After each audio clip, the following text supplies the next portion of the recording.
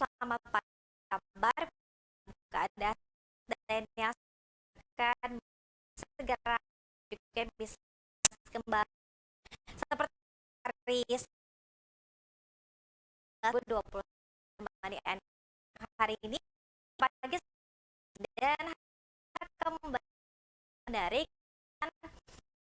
M dongkrak media sosial dan kami ada yang follow media sosial langsung Sultan dan Sultan TV Instagram kita Facebook Sultan TV YouTube Sultan TV Sultan TV Live untuk mengasihi dan memberikan program ke saya begitu luar biasa di pagi naskah mandi di SPSI PLT Mapet sama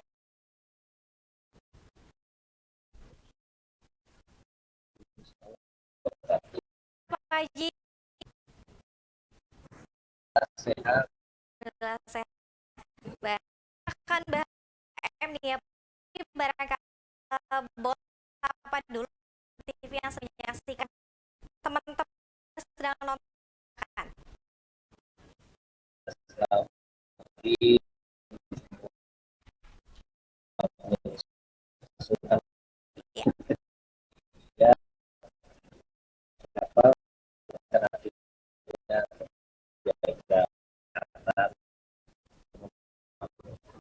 Amin dalam kondisi hari terakhir di seperti apa sebelum ke kita haji masih cepat ketika butterfly ada yang tanya itu apa dan kemudian bidang apa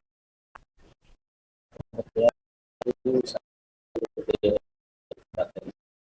di fungsinya dijadikan untuk membantu dalam hal pengembangan potensi pendapatan asli. Oke. Nah, ini dalam kurungnya ada perseroda. Maksudnya apa nih, Pak Ji?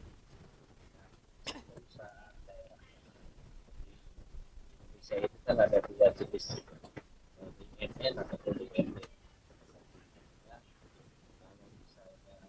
Penyertaan modalnya itu semua di mayoritas pemerintah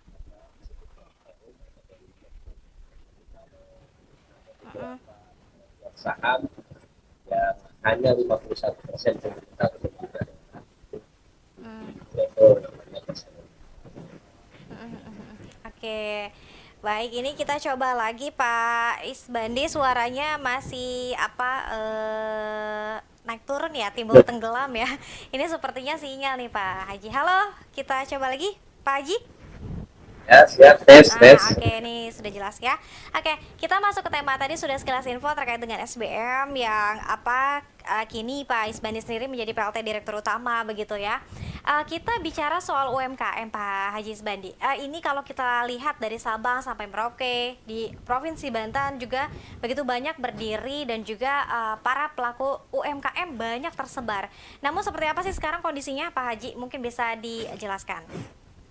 Ya, hampir kurang lebih 62 juta UMKM di Indonesia yang berdiri.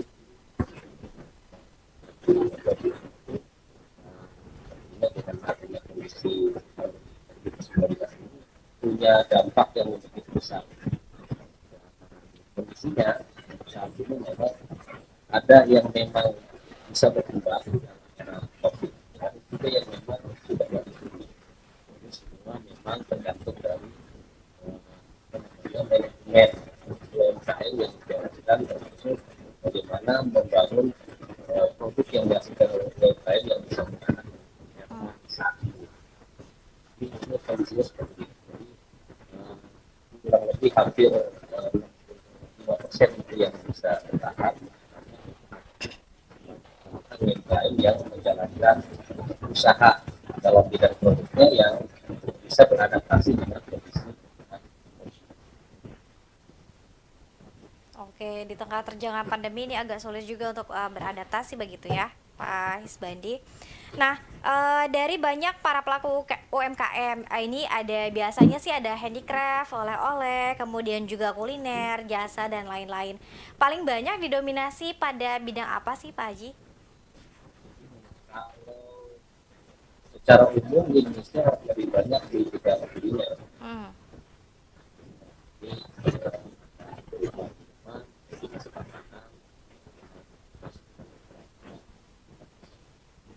Brand yang dihasilkan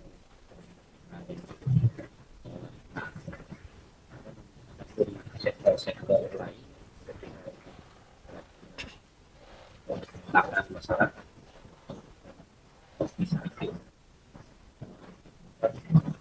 di Indonesia ini memang yang menarik saat ini justru malah UMKM kuliner yang lebih menggeliat Hmm. dibandingkan dengan sektor-sektor yang lain. Karena mungkin ini persoalan kebijakan pemerintah dalam hal penerapan pembatasan kegiatan masyarakat, ya, orang condong memilih untuk membeli yang dari produk UMKM yang berkembang, Hmm. sehingga mampu memperlihatkan sektor UMKM dan kuliner. Mhm. Oke, kalau di tahun 2021 ini trennya masih apa Pak Haji? Karena kan biasanya setiap tahun ini ada tren kuliner sendiri ya, misalnya apa ayam geprek misalnya, atau mungkin perkopi-kopian nih kondisinya seperti apa sekarang? Yang jelas saat ini memang masyarakat dipaksa untuk bisa tinggal di rumah. Mm-mm. Ketika mereka ingin memanfaatkan, menggunakan konsumsi makanan yang sesuai selera, biasanya mereka yang lebih ke alat berat. Mm-mm.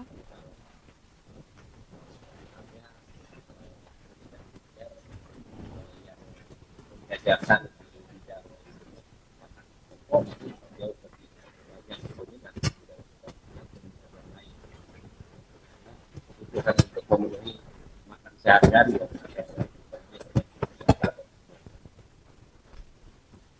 Oke, Pak Haji nanti kita akan sambung lagi.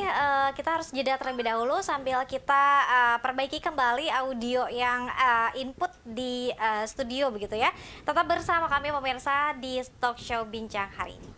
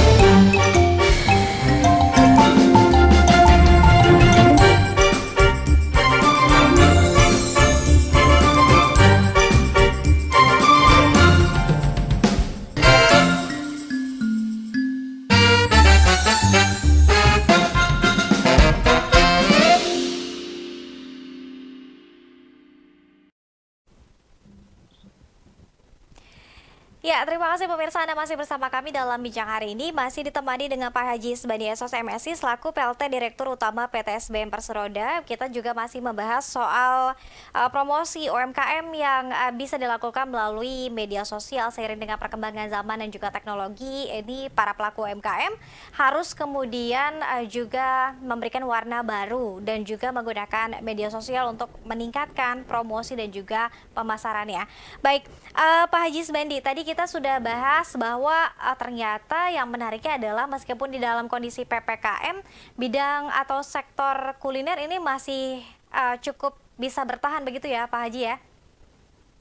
Ya, betul. Jadi intinya sektor kuliner ini karena mengingat masyarakat kita ya masih memerlukan kebutuhan untuk asupan pangan, walaupun memang di tengah kondisi PPKM dan lainnya. Nah, nampaknya ini menjadi peluang yang cukup besar sebetulnya kalau memang mau dimanfaatkan oleh kalangan UMKM gitu. Nah, tinggal persoalannya kan strategi seperti apa pemasaran mereka untuk bisa mengenalkan produknya supaya masyarakat itu ya bisa mengenal gitu, apa yang diperjualbelikan oleh UMKM kepada masyarakat. Dan walaupun dengan kondisi PPKM ya dengan metode sistem marketing yang tepat ya tentunya bisa lebih mudah untuk bisa dijangkau oleh konsumen. Betul, apalagi sekarang tinggal berdiam di rumah, tinggal klik bisa langsung datang begitu ya Pak Haji Isbandi ya. Tapi kemudian berapa persen sih para pelaku UMKM yang sudah melek digital dan juga sudah melek teknologi Pak Haji Isbandi? Sejauh ini kurang lebih baru hampir 12% ya di Indonesia. Jadi pelaku UMKM yang sudah menjalankan fungsi marketingnya dengan mekanisme digital marketing ya. Nah, selebihnya hampir rata mereka memang perlu dilakukan pembinaan terutama SDM dalam pengelolaan marketing digital ini. Mm-mm. Oke, kira-kira apa yang kemudian menghambat teman-teman para pelaku UMKM yang belum menyentuh digital marketing? Apakah ketidaktahuan atau mungkin juga daerahnya yang masih pelosok atau seperti apa? Ya, banyak faktor sih, Mm-mm. diantaranya ya tadi SDM ya. Jadi mereka lebih condong melihat sisi pemasaran itu seolah-olah hanya ya sebatas door to door gitu kan. Atau paling banter juga berharap masuk dalam marketplace gitu. Mm-mm. Nah, sementara kondisi saat ini kan fasilitas teknologi informasi sebetulnya sudah menyebar ya di hampir setiap wilayah. Nah, ada kecenderungan pelaku UMKM di kita ini membuat produk ya hanya sebatas untuk mengenalkan dari sisi sisi produknya saja, tapi tidak membuat brand yang bisa memperkuat pengenalan terhadap produk yang dihasilkan oleh UMKM. Mm-mm. Karena dalam penggunaan untuk mekanisme pemasaran digital ya tentunya harus ada kreasi yang unik dari setiap pelaku UMKM supaya bisa membedakan antara produk yang dihasilkan dengan produk pihak lain gitu. Mhm. Oke. Tapi umumnya para pelaku UMKM sendiri ini sudah ada semangat tidak sih Pak Haji untuk kemudian melebarkan sayapnya, tidak hanya door to door atau mungkin tidak hanya memperkenalkan produknya ke teman atau saudara? Ada ke arah situ? Dengan adanya kondisi masa sulit seperti ini, hampir rata sebetulnya sekarang pelaku UMKM sudah ingin melakukan mekanisme pemasaran dengan digital. Jadi karena keterbatasan mereka untuk melakukan aktivitas dalam pemasaran untuk door to door dan yang lainnya, apalagi dibatasi dengan pembatasan kerumunan. Nah, ini juga menjadi daya dorong bagi pelaku UMKM untuk tertarik menggunakan mekanisme digital marketing gitu. Nah, tinggal persoalannya sekarang mau berafiliasi kemana mereka untuk bisa memanfaatkan fasilitas itu gitu. Kalau misalnya harus membangun sendiri kan tentunya mereka juga berpikir biaya agak lebih mahal. Ya. Nah, tinggal apakah pemerintah nanti mampu untuk bisa mendorong pembentukan aplikasi yang memang bisa membantu para pelaku UMKM dalam melakukan marketing digital ini. Hmm. Oke, nah kita bicara soal promosi. Tadi sudah sempat disinggung juga oleh Pak Haji Sbandi bahwa ini kecenderungannya para pelaku UMKM sudah mulai ke arah sana ya Pak Haji ya. Nah, seperti Ya. apa kemudian langkah pertama barangkali yang harus dilakukan para pelaku UMKM yang baru saja ingin memulai ini promosinya melalui media sosial dan juga digitalisasi Pak Haji? Ya, pertama pelaku UMKM tentunya harus melek teknologi ya. Mm-mm. Jadi pemanfaatan media yang sekarang dimiliki ya hampir semua masyarakat Indonesia saya pikir sekarang sudah pegang handphone dan yang lainnya ya. Dan mereka tentunya sudah banyak lah yang melek terhadap teknologi informasi. Nah, termasuk pemanfaatan media sosial.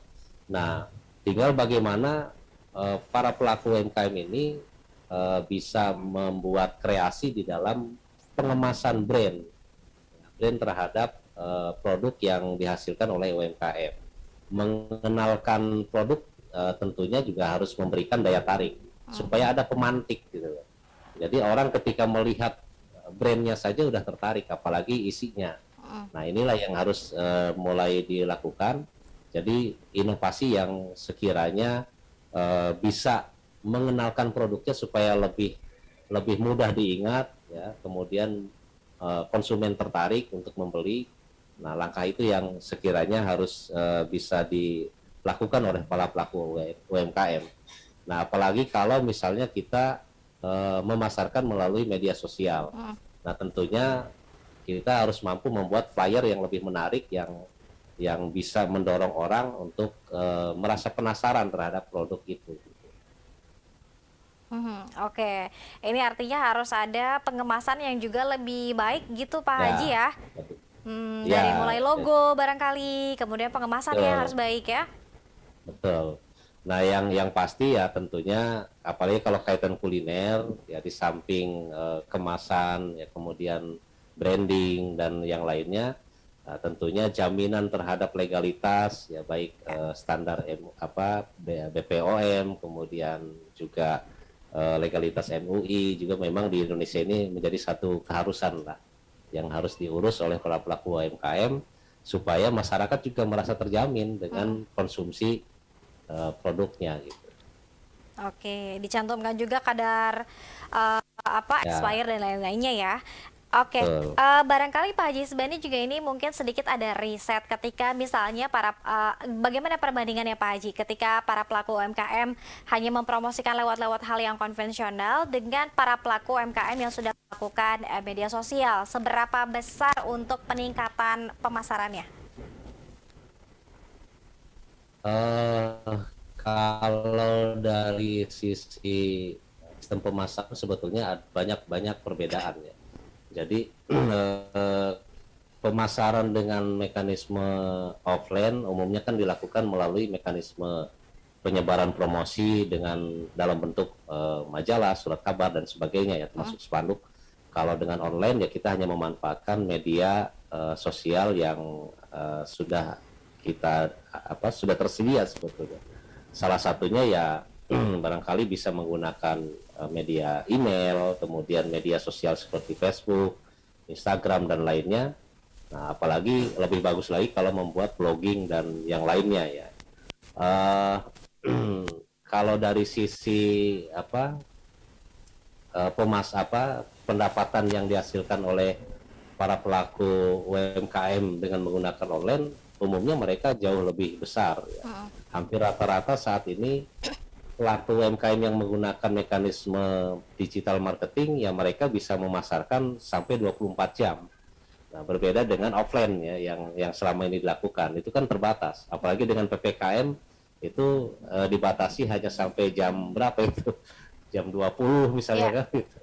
Nah, kalau ini tentunya akan lebih banyak mendongkrak pendapatan dibandingkan dengan offline gitu. Nah, kalau dari sisi persentase sih saya pikir pendapatan dari pelaku UMKM yang menjalankan online itu jauh lebih besar lah, hampir 60% dibandingkan 40%. Mhm. Oke, dan untuk pembiayaannya sendiri juga ini relatif lebih murah ya kalau kita menggunakan media Lebih sosial. murah. Hmm, Ya, oke, jadi kalau dengan online kan kita hanya bisa tersambung dengan media yang sudah ada, dibandingkan dengan offline kita harus membuat tempat yang lebih besar biayanya dan yang lainnya kan, fasilitas penunjang. iya betul. Ini menarik ya Pak Haji.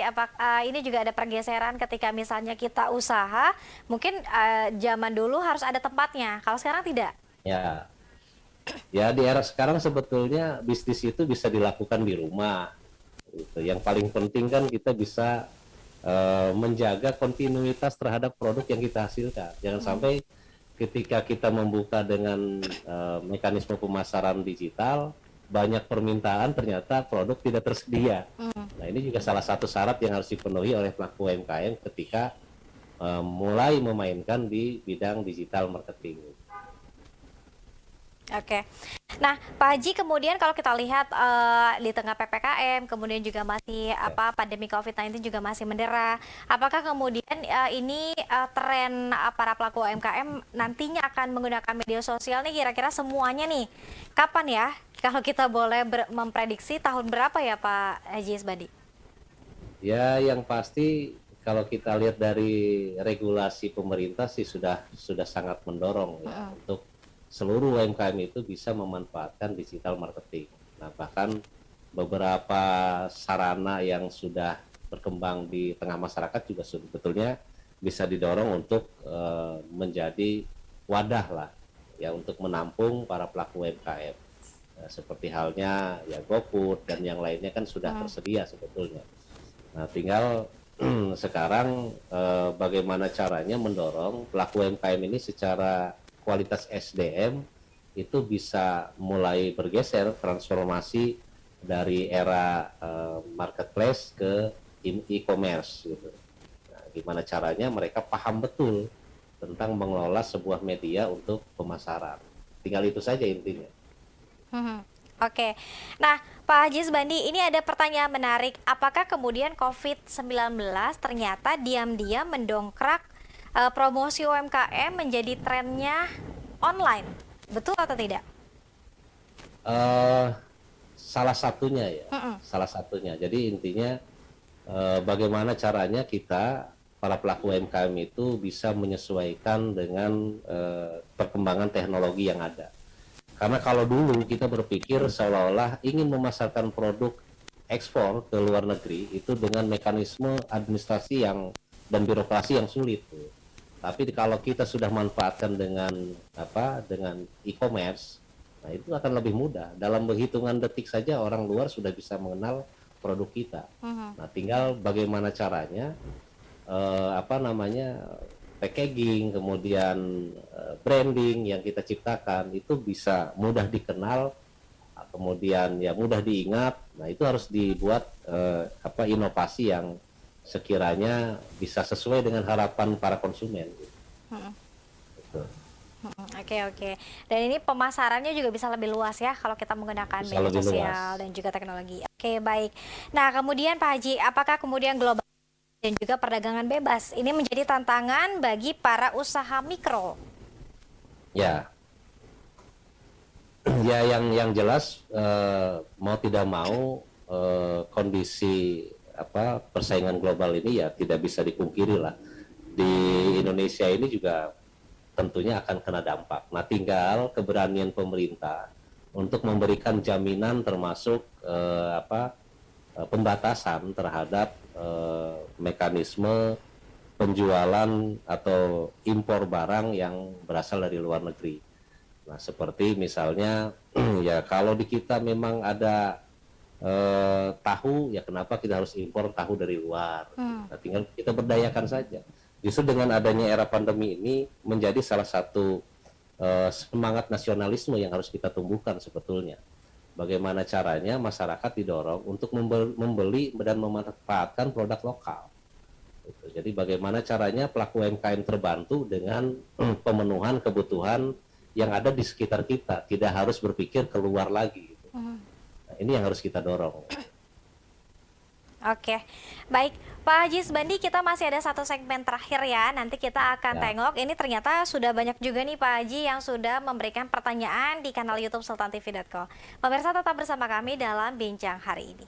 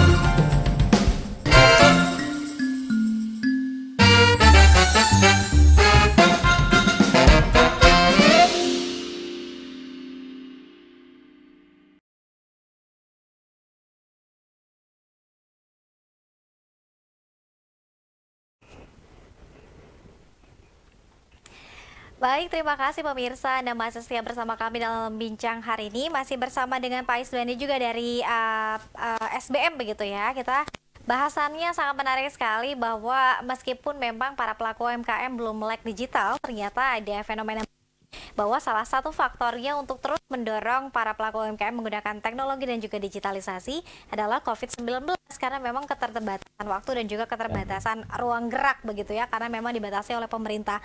Pak Haji, ini kita akan kembali lagi ke pemirsa substantif yang sudah bertanya melalui kanal YouTube kita. Pak Haji, ini sudah lumayan cukup banyak. Meskipun tadi di segmen sebelumnya sebetulnya sudah disampaikan oleh Pak Haji ya, tapi mungkin karena suaranya timbul tenggelam, boleh dijawab lagi Pak Haji. Berdasarkan laporan hasil survei Asian Development Bank, menyebutkan sekitar 50% usaha mikro kecil dan menengah atau UMKM telah tutup usahanya akibat dampak COVID. Benar atau tidak Pak Haji? Ya, kurang lebih seperti itu. Jadi ya kenapa mereka bisa tutup ya tadi karena mereka tidak mampu beradaptasi dengan kebutuhan masyarakat saat ini. Jadi apa banyak banyak faktor sebetulnya yang menjadi alasan mereka. Yang pertama berkaitan dengan aspek permodalan.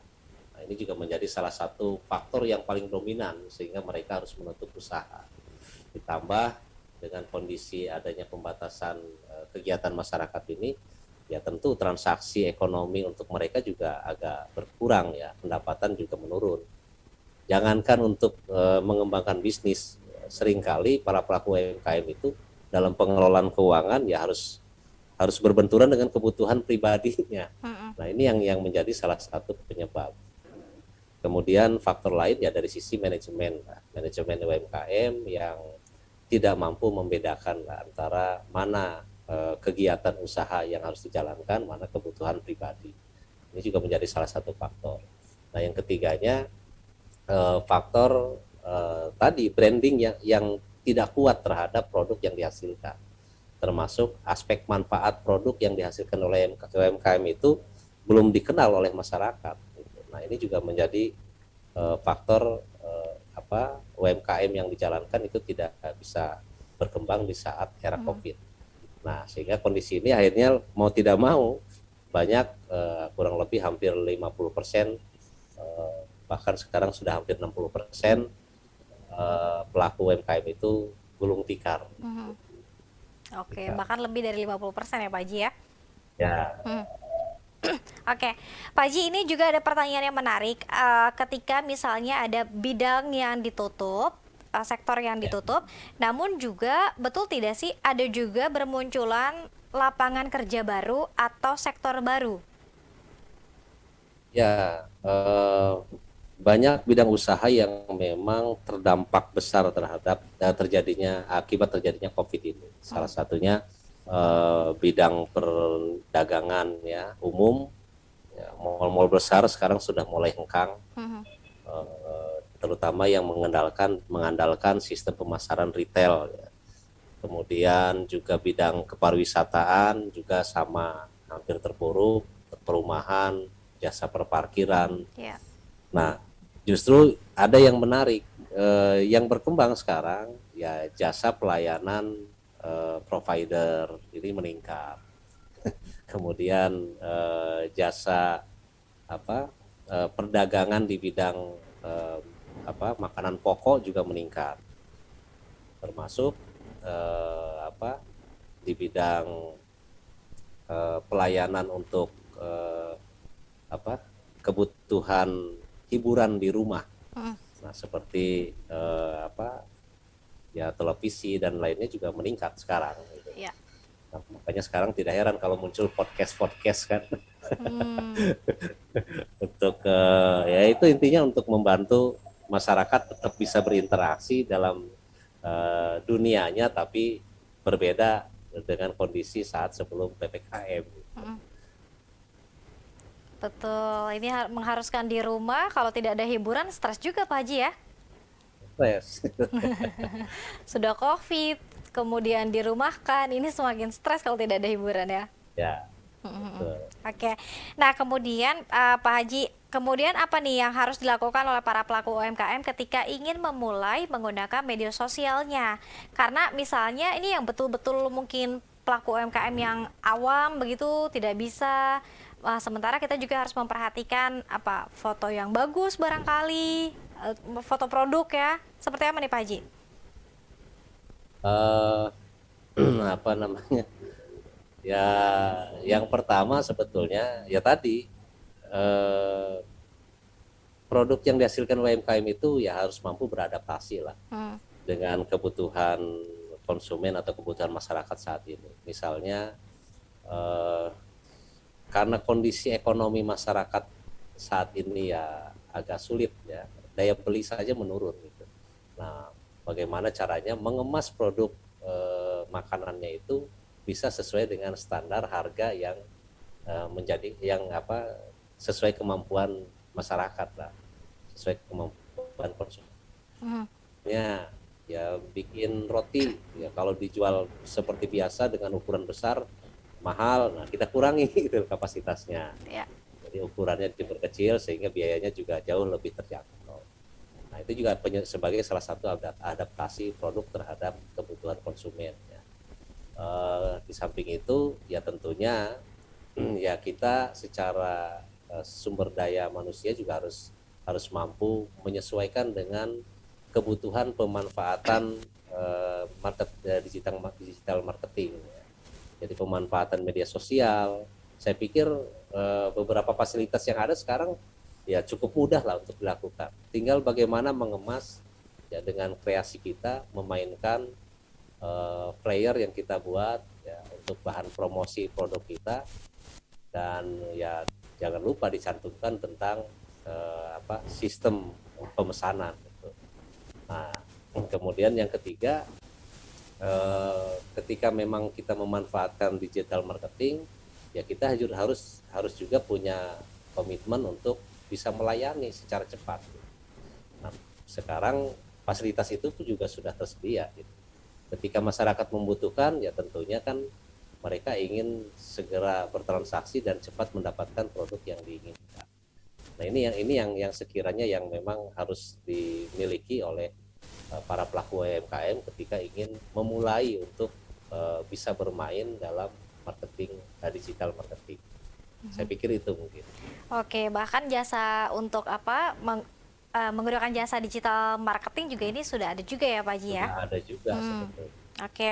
Nah, kalau pertanyaannya atau tidakkah para pelaku UMKM di Indonesia untuk kemudian bertransformasi menggunakan digitalisasi saat ini? Sudah siap atau belum Pak Haji? Eh, Kalau 100% belum, ya, tapi kurang lebih hampir 60% lah. Hmm. Di antara para pelaku UMKM ini sebetulnya mereka sudah siap. Nah, termasuk ada beberapa kendala sih, di antaranya ada produk-produk yang dihasilkan oleh masyarakat yang berasal dari pelosok daerah yang ingin dikenalkan dan tidak terhubung dengan jaringan. Nah, ada juga para pelaku usaha yang memang mahir dalam membuat produk tapi tidak punya kemampuan untuk bisa menjalankan fungsi digital marketing. Nah, tentunya di sini membutuhkan sinergi semua pihak ya, termasuk peran beberapa orang yang memang bisa berafiliasi dengan mereka untuk membantu memasarkan produknya melalui digital marketing. Nah, apalagi kalau misalnya kita dorong para pelaku UMKM ini untuk membuat satu bentuk aplikasi bersama ya khusus UMKM, apakah di tiap daerah ataukah di Indonesia secara nasional gitu, untuk memasarkan produknya. Karena kelemahan UMKM saat ini untuk memasarkan di atau di bidang pasar retail itu seringkali terkendala dengan persoalan legalitas dan sebagainya, ya kan? Misalnya ya jarang produk UMKM sekarang masuk di galeri-galeri pemasaran di minimarket misalnya. Nah ini bisa kita bantu melalui media pemasaran digital marketing yang dibangun khusus oleh komunitas UMKM ataupun didorong oleh pemerintah untuk membuat marketplace tersendiri. Mhm. Nah, sejauh ini kalau dukungan dari pemerintah sendiri seperti apa Pak Haji? Kalau pemerintah sih dari aspek regulasi sudah banyak lah untuk mendorong UMKM bisa bertransformasi ke arah e-commerce. Ya. Mhm. Salah satunya ya program pemerintah itu ya mendorong pemberlakuan apa digitalisasi untuk pendataan seluruh UMKM di tiap daerah yang nanti akan menginduk pada satu data induk UMKM secara nasional. Ya. Ini sudah mulai digalakan. Ya. Nah, dari data itu termasuk kalau memang UMKM itu memang sudah berbentuk badan hukum, nah mereka juga diwajibkan membuat NIB, ya, nomor induk berusaha, itu juga menjadi pendataan dari para pelaku UMKM. Ya. Supaya ke depan beberapa program pemerintah baik subsidi ataupun beberapa bentuk bantuan permodalan dan sebagainya ya bisa melihat dari aspek data induk yang memang sudah dilakukan. Jadi intinya kalau pemerintah sih saya pikir ada beberapa program yang memang sebetulnya bisa diterapkan oleh para pelaku UMKM untuk dijalankan. Nah, tinggal persoalannya terkadang akses informasi itu sangat sulit untuk didapat oleh masyarakat. Gitu. Ya. Baik, artinya harus ada sosialisasi yang baik juga dari pemerintah ya. Oke, terima kasih banyak Pak Haji Isbandi sudah Baik, bergabung sama. dan juga sudah memberikan motivasi dan juga informasi kepada pemirsa, dan mudah-mudahan nih para pelaku UMKM di sana mendengar dan tetap bersemangat meskipun di tengah pandemi COVID.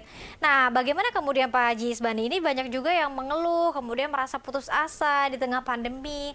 Kita tidak tahu pandemi kapan berakhir. Bagaimana harus meningkatkan semangatnya kembali Pak Haji? Ya, yang pasti kondisi apapun yang kita hadapi, para pelaku UMKM itu sebagai seorang yang berjiwa entrepreneur. Orang yang entrepreneurship itu ya tidak pernah harus kalah dengan kondisi. Nah, kembangkan selalu kreativitas. Yang paling utama adalah bagaimana caranya produk-produk yang dihasilkan oleh UMKM ini bisa beradaptasi dengan kebutuhan konsumen dalam kondisi apapun. Intinya seperti itu. Intinya seperti itu. Baik, terima kasih sekali lagi Pak Haji Isbandi, Esos Sama-sama. MSI, PLT Direktur Utama PT SBM Persroda. Mudah-mudahan nanti teman-teman Sultan TV juga diundang ke kantor PT SBM ya Pak Haji ya. Yap, Baik, mudah-mudahan. terima kasih. Terakhir Pak Haji, apa yang ingin disampaikan kepada para pelaku UMKM? Silakan. Ya, tetap semangat dalam kondisi pembatasan saat ini.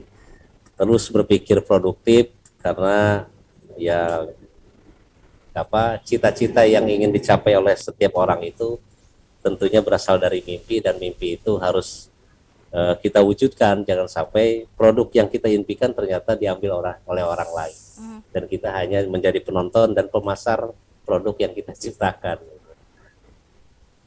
Oke, cukup? Cukup, saya pikir. Cukup. Baik, sekali lagi terima kasih Pak Haji Isbandi, dan pemirsa terima kasih juga atas kebersamaan Anda. Tentunya besok masuk ke 1 Muharram ya, 1443 Hijriah, tahun baru Islam. Kita doakan mudah-mudahan semuanya sehat, dan juga jangan lupa juga tadi seperti pesan Pak Isbandi juga untuk tetap mematuhi protokol kesehatan COVID-19, apalagi sedang berada di luar rumah. Terima kasih pemirsa atas kebersamaan Anda. Tentunya besok kita akan hadir kembali di jam yang sama, jam 9 pagi sampai jam 10 pagi. Akhir kata, saya Dea Lintawangi beserta seluruh kerabat kerja pamit undur diri. Terima kasih atas kebersamaan Anda. Wassalamualaikum warahmatullahi wabarakatuh.